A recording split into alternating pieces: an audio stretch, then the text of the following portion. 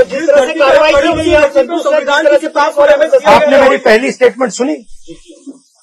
मैं संतुष्ट नहीं हूं। मैं क्लियरली बोल रहा हूं, यहां इन लोगों को पीटा गया है और हत्या की गई है, मर्डर है ये। इसके ऊपर जिस तरह से राजनीति की जा रही है, आप यहाँ आए हैं, ये राजनीति नहीं है, कोई राजनीति नहीं हो रही है। सुनिए, आप सवाल पूछे, मुझे बोलने दीजिए। ये कोई राजनीति नहीं हो रही है, ये मर्डर हुआ है और ये न्याय का मामला है। एकदम यहाँ पे जिनको न्याय मिलना चाहिए वो कार्रवाई पूरी होनी चाहिए। Thank you very much.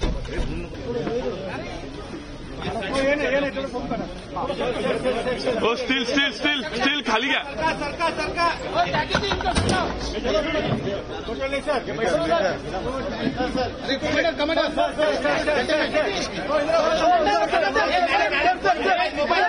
और जिन लोगों को मारा गया है, पीटा गया है, उनसे भी मिला।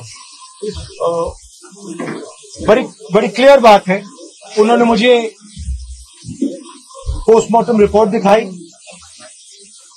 वीडियो दिखाया, फोटोग्राफ्स दिखाई।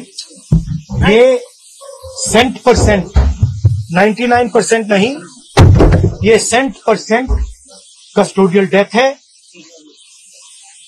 पुलिस ने इनकी हत्या की है और चीफ मिनिस्टर ने असेंबली में पुलिस वालों को मैसेज देने के लिए झूठ बोला है।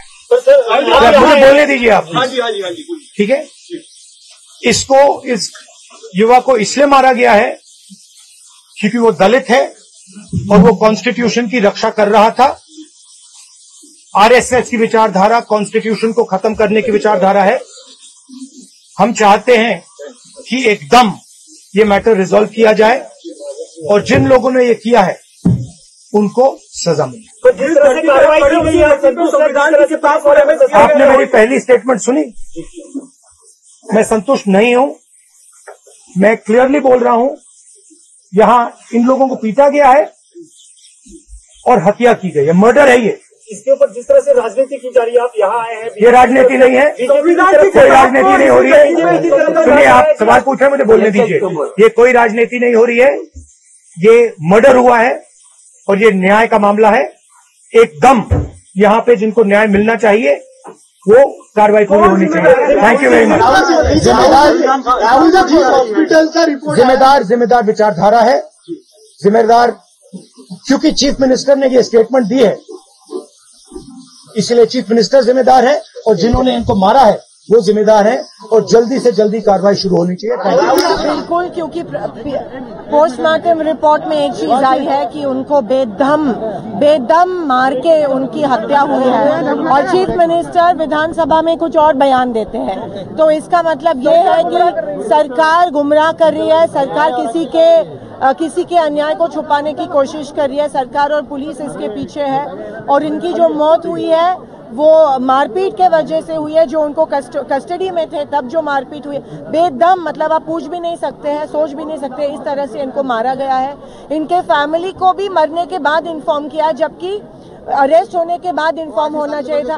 तो बहुत लूप होल्स दिखाई दे रहे हैं और हम जुडिशियल इंक्वायरी मांग रहे हैं, तब तक हम शांत नहीं बैठे। देखिए, सबसे बड़ी बात है कि मैं शुरुआती से कह रही हूँ कि मुख्यमंत्री ही जिम्मेदार है, क्योंकि जिस तरह से जब घटना हुई थी तब मुख्यमंत्री परभनी में आके यहाँ पे शांतता प्रस्तापित कर सकते थे, लेकिन वो अपने मंत्रिमंडल में बिजी थे। और जब कल मैंने उनका विधिमंडल में स्टेटमेंट सुना जिसमें उन्होंने कहा कि जो गुनहगार है सामने वाला, जिसने संविधान के प्रतिमा के साथ जो विडंबना की है, वो उसको जो है वो साइकोलॉजिकल प्रॉब्लम है, उसको जो है वो आपको पता है कि उसको मानवोपचार की आवश्यकता है। उसको 4 डॉक्टर ने तपास किया है और कहा कि कुछ मारा ही नहीं गया है, कोई भी पुलिस स्टेशन के सीसीटीवी कैमरे में कुछ नहीं आया है, ये बिल्कुल भड़काने का, दंगल बढ़ाने का। तो किसने किया है?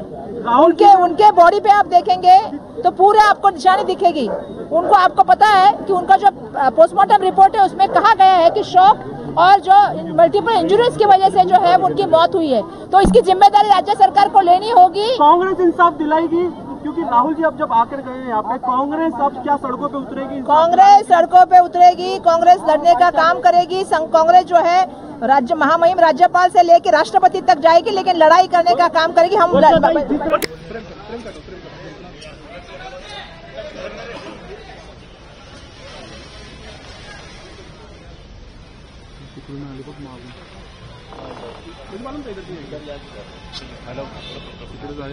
राहुल गांधी आया इधर गाड़ी इधर रुकेगी ना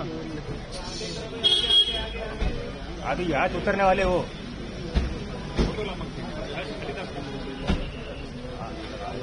हाँ हाँ ठीक है ओके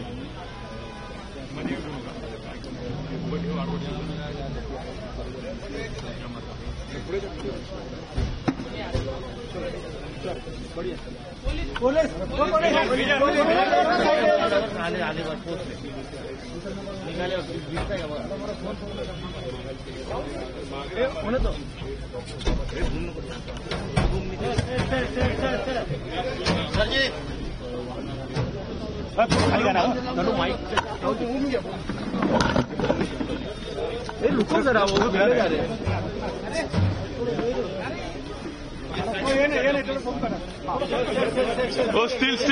स्टिल खाली गया